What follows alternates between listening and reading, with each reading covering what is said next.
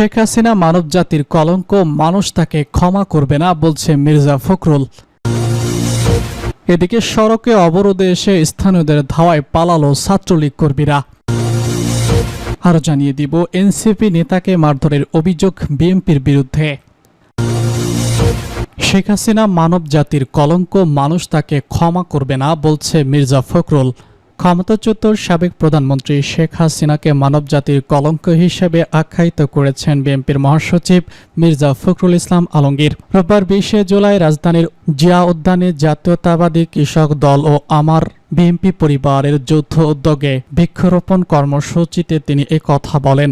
শেখ হাসিনার আমলে গুম, খুন, গণহত্যার কথা উল্লেখ করে মির্জা ফখরুল বলেন, শেখ হাসিনা মানবজাতির কলঙ্ক, দেশের মানুষ তাকে ক্ষমা করবে না। এ সময় স্বাধীন গণতান্ত্রিক রাষ্ট্র প্রতিষ্ঠায় ছাত্র জনতা ঘোষণা দিয়েই জীবন উৎসর্গ করেছিলেন জানিয়ে বিএনপির মহাসচিব বলেন, এই উৎসর্গকৃত জীবনের জন্য বিএনপির লক্ষ্য হচ্ছে সত্যিকার অর্থে একটি উদারপন্থী গণতান্ত্রিক রাষ্ট্র নির্মাণ করা, যেখানে দুর্নীতি, ঘুষ, খুন, হত্যা এবং নির্যাতন থাকবে না।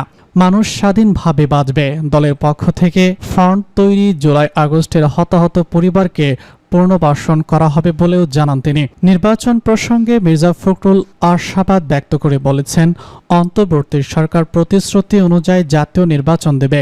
গণতন্ত্রে ভিন্ন মত থাকলে বিএনপি সবাইকে নিয়েই রেইনবো নেশন গঠন করতে চায় বলে মন্তব্য করেছেন তিনি।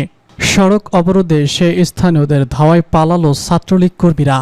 শরীয়তপুরের নড়িয়া উপজেলায় নশান মাঝিরহাট এলাকায় গাছ ফেলে টায়ার জ্বালিয়ে অবরোধ করতে এসে স্থানীয়দের ধাওয়ায় পালিয়েছেন নিষিদ্ধ ছাত্রলীগের নেতাকর্মীরা। শনিবার দিবাগত রাত 11:30টার দিকে ঢাকা শরীয়তপুর মহাসড়কে এই ঘটনা ঘটে। এই সংক্রান্ত একটি ভিডিও শরীয়তপুর জেলা ছাত্রলীগ ও বাংলাদেশ স্টুডেন্টস লীগের ভেরিফাইড ফেসবুক পেজে প্রকাশ করা হয়, যেখানে সড়কে আগুন জ্বালানো ও গাছ ফেলার দৃশ্য দেখা যায়। বিষয়টি নিয়ে সামাজিক মাধ্যমে ব্যাপক আলোচনার সৃষ্টি হয়েছে। স্থানীয় সূত্র জানায়, ওই রাতে 10 থেকে 12টি মোটরসাইকেল নিয়ে একটি দল মহড়া দেয় এবং মাঝিরহাট এলাকায় গাছ ও টায়ারে আগুন জ্বালিয়ে সড়ক অবরোধের চেষ্টা করে।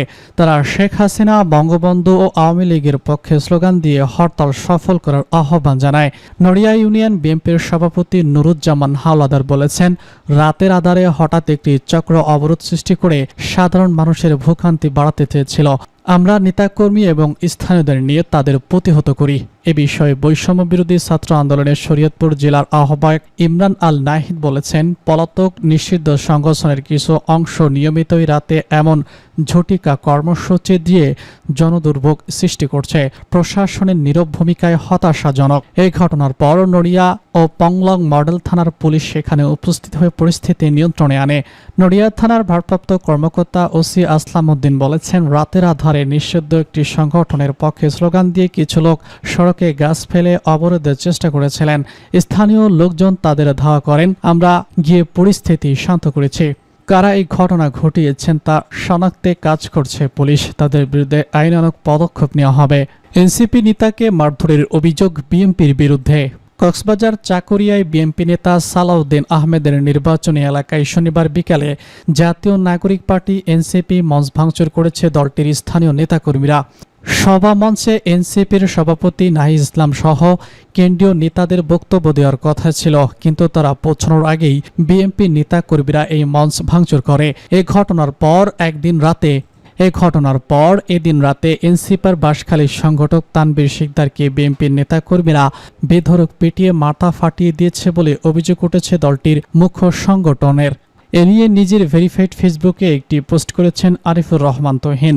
পোস্টে তিনি লিখেছেন, ধন্যবাদ বিএনপি, ধন্যবাদ সালাউদ্দিন ভাই। কিছুক্ষণ আগে এনসিপির বাঁশখালীর সংগঠক তানভীর শিকদারকে বাঁশখালীর বিএনপি নেতাকর্মীরা বেধড়ক পিটিয়ে মাথা ফাটিয়ে দেয়। তিনি লেখেন, নাসিরউদ্দিন পাটোয়ারির যে বক্তব্য নিয়ে তাদের আপত্তি, তার জবাবেও কথা বা আইনিভাবে দেওয়া যেত, কিন্তু না, ওনারা এখনো পেশি শক্তির রাজনীতি বহাল রাখতে চায়, ভীতির রাজনীতি দিয়ে আধিপত্য বিস্তার করতে চায়। তাই তো স্টেট ভাঙলো, গাড়ি বহর আটকালো, মাথা ফাটালো। তিনি আরো লেখেন, অথচ এই তো কয়েকদিন আগে ওনাদের নেতা দুদু ভাই আমাদের অন্যতম শীর্ষ নেতা হাসনাত আব্দুল্লাহকে হিসু দিয়ে ভাসিয়ে দেওয়ার মতো নোংরা কথা বলো।